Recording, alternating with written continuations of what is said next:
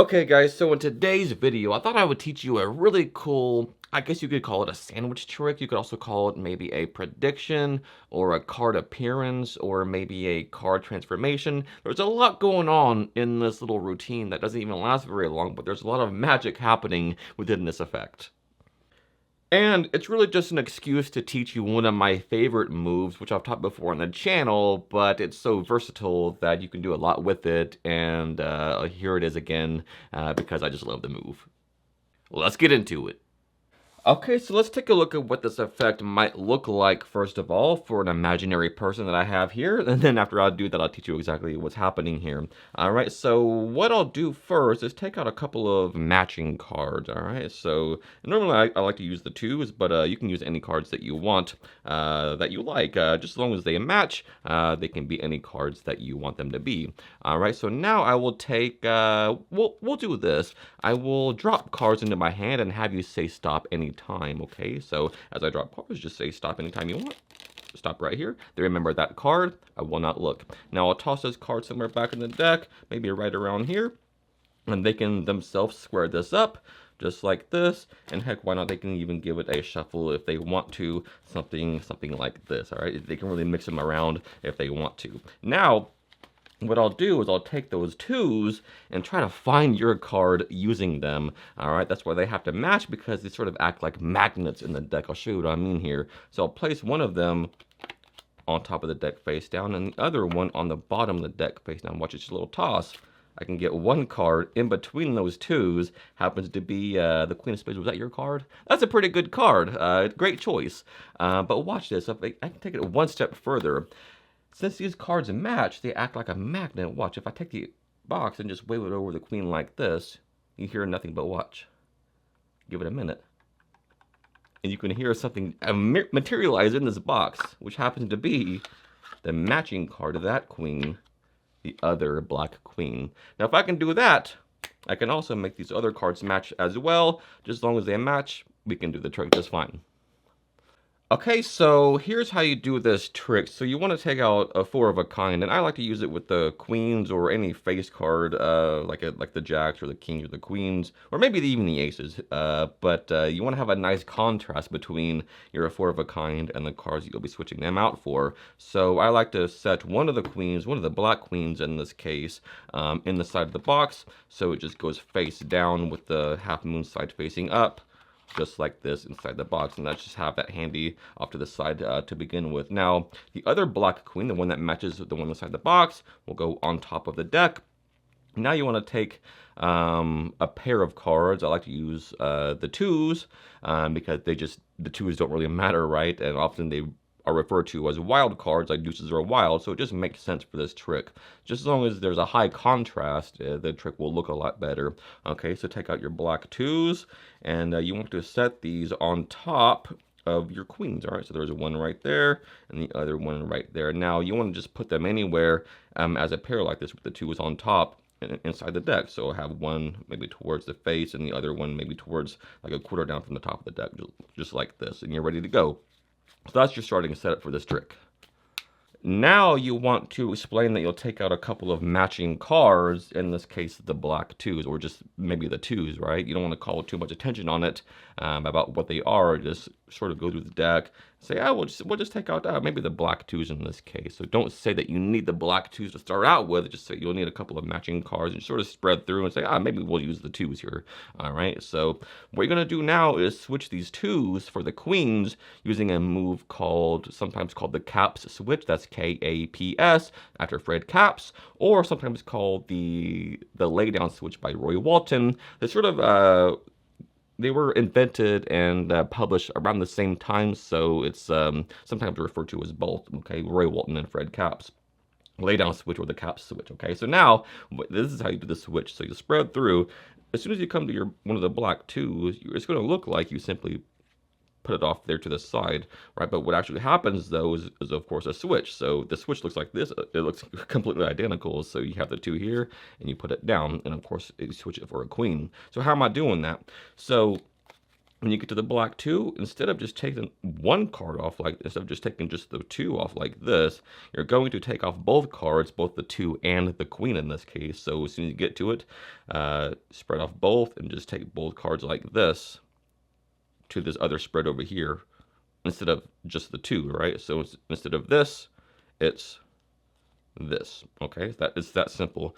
So, but that's covered by this upward motion of you doing that, and if you've done the switch, okay? So of course doing this also hides the fact that you still have the two over here, so it's very important to not flash that when you come back down. So here's how to hide that. So you go through, spread off two as you do this, spread off two cards as you do this, like this, so you have both the queen and the two here, but they can't see that. Now you just come over here, turn your wrist palm down, finger that off, just like this. Now as you come back up, don't keep it like this. You want to do this so they can't see the two, right? So don't keep it like this. Keep it, you want to push in your fingers so they can't see that two. Now continue spreading until you see your other black two. And when you see it, say, but they don't have to be the black twos. They can be any cards that you want, just as long as they match. And you're sort of talking and doing the switch, sort of like putting no importance on it. You're just simply thumbing them off, right? You're just talking as you're doing it. So they don't have to be the black twos. They can be any cards that you want. So when you come to the second one, but they don't have to be the black twos. They can be any cards that you want. And see this, my delivery and my attitude behind taking that card out, there's no importance and there's no heat on it. You're just talking about taking the black twos out. And if you believe it, they'll believe it, okay? So now you want to force that top queen on them, okay? So keep it in mind, over here I have those red queens, which they believe are the black twos. All right, so now I like to use a dribble force and a dribble toss control. Okay, so but you can use any force and control combination that you want to, but I just feel like the dribble force and the dribble toss control works very well in this trick. So, all right, so you do a dribble force by getting first a break on that card. They say stop somewhere, boom, they see the card, and they look at it and remember it, just like this, and they do the dribble toss control. So you'll throw it back somewhere. Of course, it's right here on top, which they believe is right down here. Now, if you want a detailed explanation of that control and force, let me know, and I will maybe do it in the next video. All right, but for now, I'll just focus on this trick alone. But like I said, any force and control combination that you want is just fine, okay? So they can square these up. They believe their card, the Queen of Spades, is in the deck somewhere. Now, to be honest with you, normally I will just do a top shot like this and catch it between the two cards like this. But I realized that this is not a very easy maneuver to accomplish, and so that's why I did the other variation in the performance. Okay, so but if you can do this, I recommend it because the queens never go near the deck, and so it's a better change that way, in my opinion. When they don't go near the deck. But if you can do this instead of the one I'm about to show you. Okay, so the queen's on top, their card, which I believe is in the middle. Turn the deck face up. Now say you'll take the two twos and use them to find their cards. So you just put one face down on top and the other one face down on the bottom, but keep a side jog like this so you can get a purchase with your finger on the topmost card, which is their card. Now it's just the 2 card or the 3 card grab switch.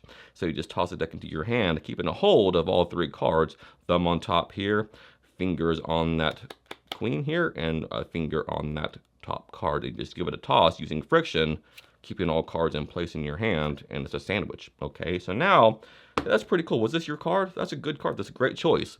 Okay, so now you'll say, it's because the cards match, but if we can make that happen, let's try something else. I'll take the box here, and here's a really cool bit.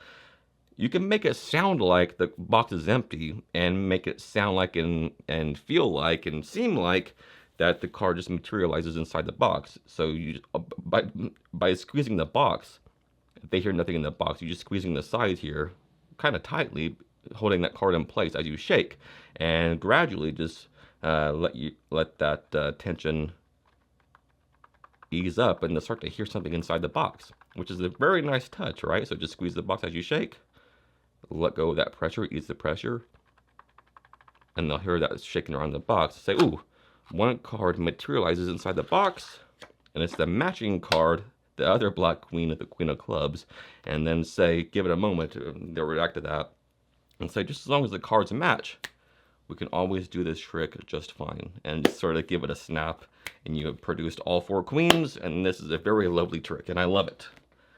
Here's a nice alternative to the dribble force and the dribble toss control that I use a lot. It's just another sort of force and control combo that I do a lot and I love.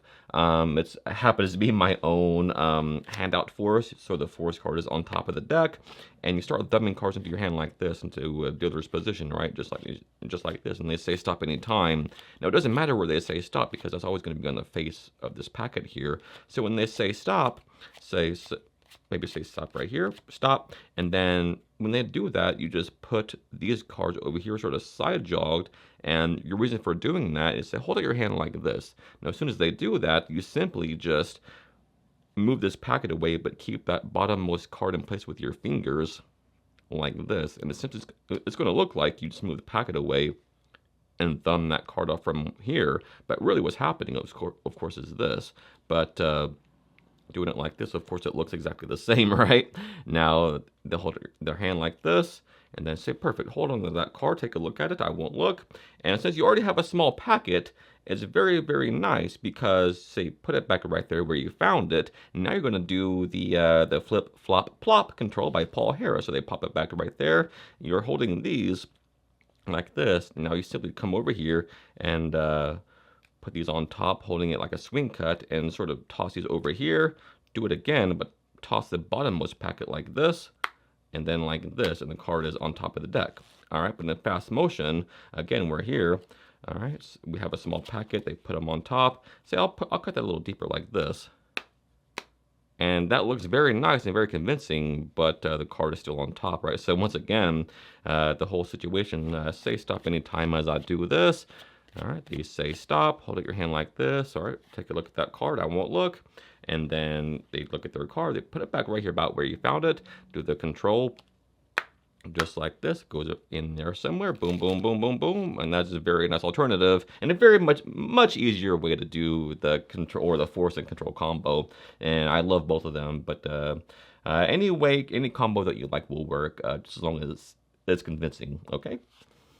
If you don't know how I did that, the Top Shot sandwich catch, you want to have not dry hands, okay? So if you can, use maybe some lotion in your hands before doing this, or just if you have naturally clammy hands like I do, you have no problem doing this.